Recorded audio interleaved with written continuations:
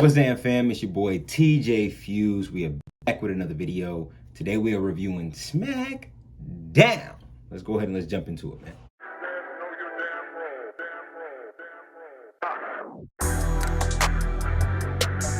So Smackdown overall was a pretty good show. I enjoyed it somewhat. I mean, it was some dull parts and it was some parts that I feel like you just didn't really need at all. But kicking off the show, we had Charlotte Flair coming out, and basically all she did was just kind of address last week's drama.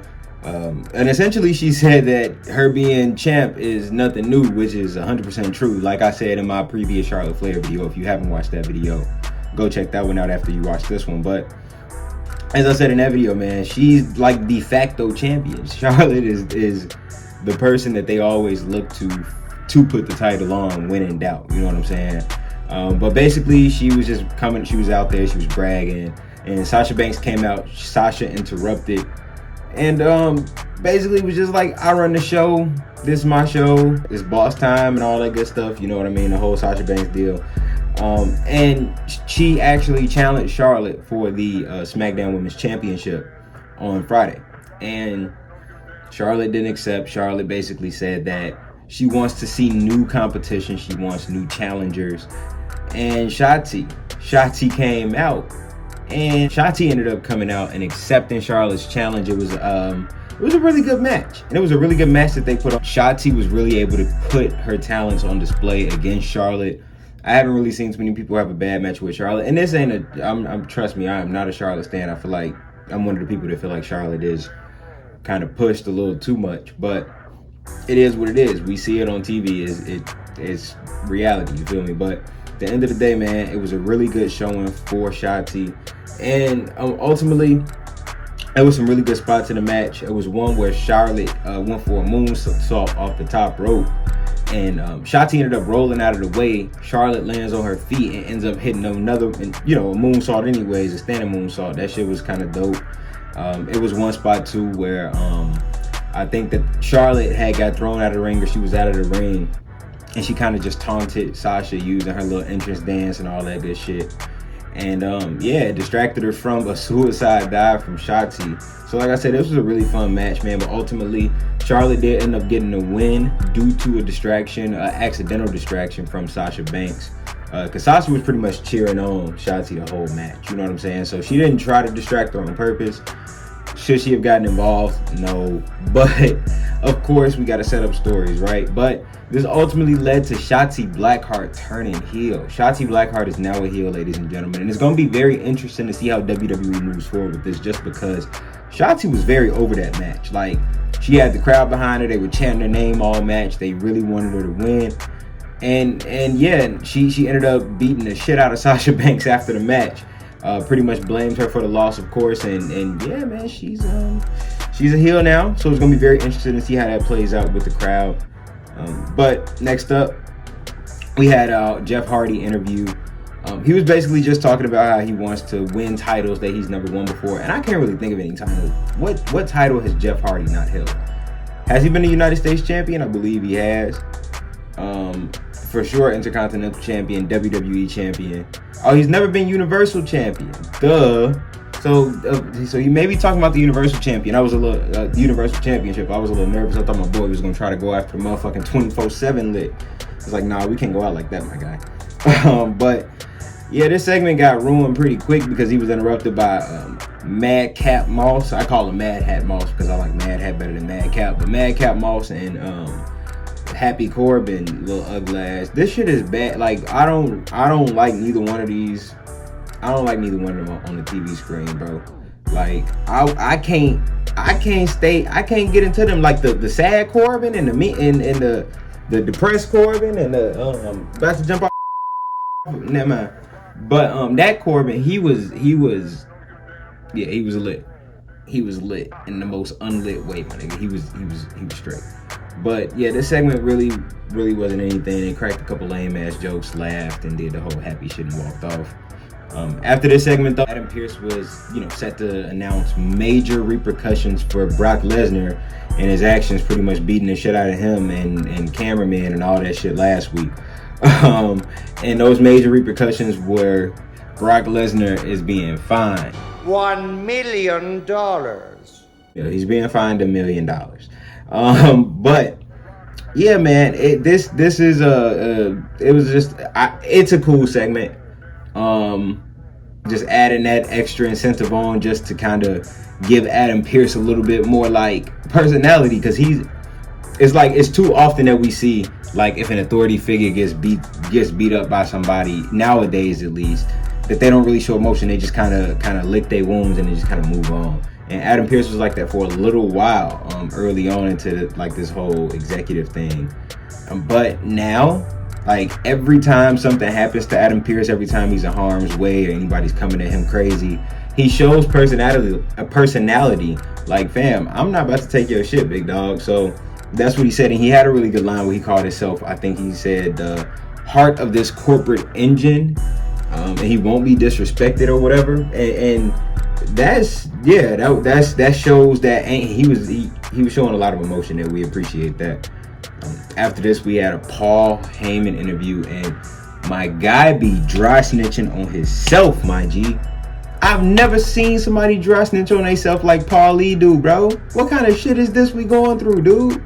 Look, Kayla is there. She's interviewing. She shows up for an interview right after the fine is announced, and she asks Paul, what would Brock Lesnar's reaction be to this fine? And at first, Paul is just like, Kayla, go away. I don't talk to Brock Lesnar. And she was just like, this isn't a trick question. Just, you know Brock Lesnar better than anybody. What do you think he would say, or how would he respond? And he just went on a whole motherfucking tangent, just to, one of those common Brock Lesnar tangents. You know what I mean? When he get real excited and start shaking his face and shit. So he went on one of them, and he had to like catch himself, like, damn, I'm riding this dude's nutsack a little bit too heavy right now. This not really a good look. So let me go ahead and just be quiet. So after that segment, man, we ended up getting a Drew McIntyre Open Challenge, which was accepted by Mustafa Ali. And I thought this was going to be kind of like a competitive match. Somewhat, I knew that Drew was going to win, but I thought that it would be somewhat competitive. This was in no way competitive. This was basically a squash match. And afterwards, you know what I mean? Things took a little bit of a turn, because Ali started to say that the only reason why fans cheer Drew McIntyre and boo him is because his name is Mustafa Ali, essentially insinuating that WWE fans are racist. Now, some of y'all are pretty toxic, but do I want this in the storyline in 2021? It's no place for it, in my opinion. Like, the whole, I'm of a different background, and y'all hate me because of it. That's in my opinion, especially for Ali. That's in no way true. Most people love Ali in the ring. I loved what he was doing with Mansoor. I don't know why they broke them up as a tag team. I wanted to see them kind of continue to learn each other and grow and be that tag team that can eventually be the underdog to maybe the Usos, tag team championships, and to kind of claw themselves up through the ranks and end up getting the opportunity at the tag team championships potentially. I thought that was going to be something that was going to happen when they got drafted to SmackDown. But apparently WWE don't feel the same way. They want to go this direction. I don't quite agree with it, of course, but it is what it is. But after that, of course, we had Kofi Kingston and King Woods backstage with Hit Row. Yes, with Hit Row. And anytime I can see Hit Row on the screen with Kofi Kingston, with goddamn Xavier Woods, I'm gonna be here for it every time. Every single time I'm gonna be here for it, because these two teams are very entertaining. These two groups are very entertaining alone, but together they can make some pretty good magic happen on screen, I'm sure. But yeah, it was just a quick little segment. They saw Hit Row. Hit Row did a little homage to their song. King Woods did a little rap, whatever.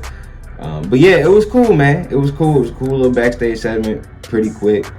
And Kofi Kingston after that was to be knighted by Xavier Woods in a knighting ceremony.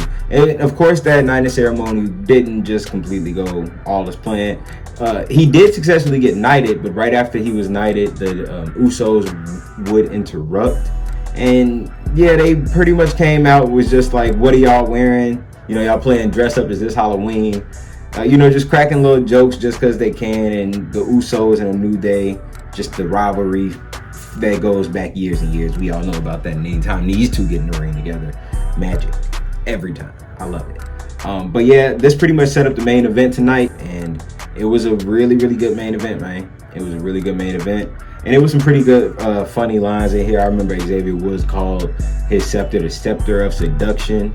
And the crowd was pretty hot, man. The crowd, I don't remember where they were last night, but the crowd was really, really hot. They were basically giving out Sir Kingston chants, but they did it in such a unique way. It was amazing. It was pretty good.